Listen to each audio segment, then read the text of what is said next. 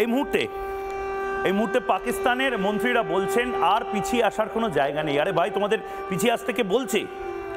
আমরা সিরিয়াসলি বলছি, বাংলাদেশ, পাকিস্তান বা অন্য যে কোনো দেশ যারা এই মুহূর্তে আমার কথা শুনতে পাচ্ছেন, আমরা সিরিয়াসলি বলছি, আমরা শান্তির ললিত বাণী শোনাতে আসিনি। এবার আমরা যুদ্ধ চাই, আমরা বদলা চাই। আমরা বলছি ভারতবাসীরা যে পাকিস্তানকে আমরা সর্বনাশ করব, পাকিস্তানের সমস্ত কিছু আমরা ধ্বংস করব। এটা ইগো শুধু নয়, এটা আবেগ, একদম ডিরেক্টলি হিট করেছে এটা। আমার মায়ের যদি সম্মান কেউ হানি করে, আমার মায়ের সম্মান নিয়ে যদি কেউ ছেলে খেলা করে, আমার মায়ের স্মৃতির সিঁদুর যদি মুছিয়ে দেওয়ার চেষ্টা করে, আপনি বা আমি চুপচাপ বসে থাকবো? মহাভারতের যুদ্ধ শুরু হয়েছিল দ্রৌপদীর বস্ত্রহরণ নিয়ে, আর এখানে গোটা দেশের বস্ত্রহরণ করার চেষ্টা করেছিল এই জেহাদিরা। নাম ধরে ধরে, কলমা পড়িয়ে পড়িয়ে, ধর্ম জেনে জেনে মারা হয়েছিল, সিঁদুর মোছা হয়েছিল। অপারেশন সিঁদুর এত সহজে থেমে যাবে? আমরা কি বানের জলে ভেসে এসেছি? আমরা যাদের মহাকাব্যে মহাভারতের যুদ্ধের কথা উল্লেখ আছে, আমরা যারা শ্রীকৃষ্ণের দেশ থেকে এসেছি, আমরা যারা শিবের দেশ থেকে এসেছি, আমরা শ্রীরামচন্দ্রের এবং হনুমানের দেশ থেকে এসেছি, বজরংবলীর দেশ থেকে এসেছি, আমরা এত সহজে ছেড়ে দেব?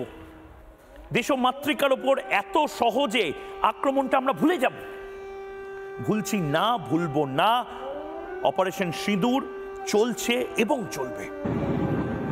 দেখুন প্রথমে আমাদের সাথে ঠিক কি করা হয়েছে। এই কান্না,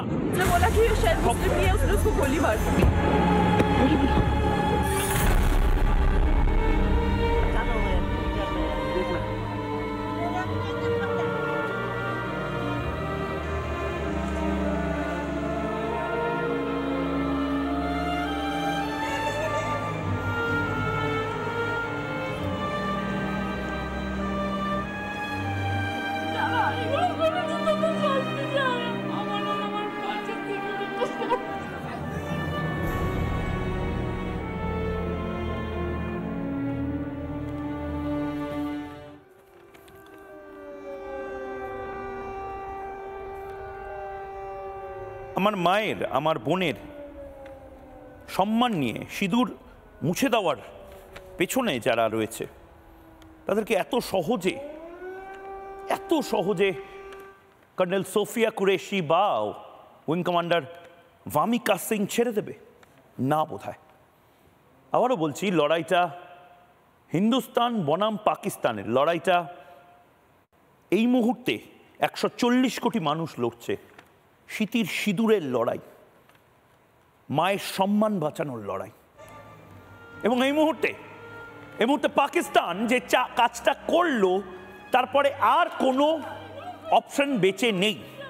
আপনারা জানেন অপারেশন সিঁদুর আমরা শুরু করেছিলাম, এবং তারপর আমরা বলেছিলাম যে আমরা অপারেশন সিঁদুর 2 অর্থাৎ দ্বিতীয় ভাগ শুরু করব। যদি পাকিস্তান ভারতে আক্রমণ করার চেষ্টা করে, কারণ আমরা যে কাজটা করেছিলাম সেটা আমাদের নৈতিক অধিকার রয়েছে। রাষ্ট্রসংঘ এবং সারা বিশ্বের আইন আমাদের সেই নৈতিক অধিকার দিয়েছে। আমাদের কেউ এক গালে থাপ্পড় মারলে আমরা আরেকটা গাল এগিয়ে দেব না। আমরা যে থাপ্পড়টা মেরেছে তাকে ঠাঁটিয়ে চড় মারব, সেই অধিকারটা আমাকে দিয়েছে।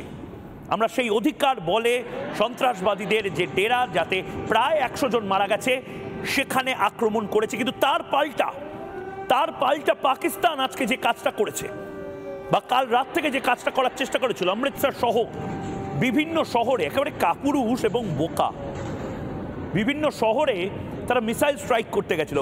তারা ভুলে গেছিল তারা মিসাইল স্ট্রাইকটা বাংলাদেশ বা অন্যান্য দেশে করছে না, তারা মিসাইল স্ট্রাইকটা করতে যাচ্ছে ভারতবর্ষে। যে ভারতবর্ষের এয়ার ডিফেন্স সিস্টেম পাকিস্তানের গরুর গাড়ির মতো নয়।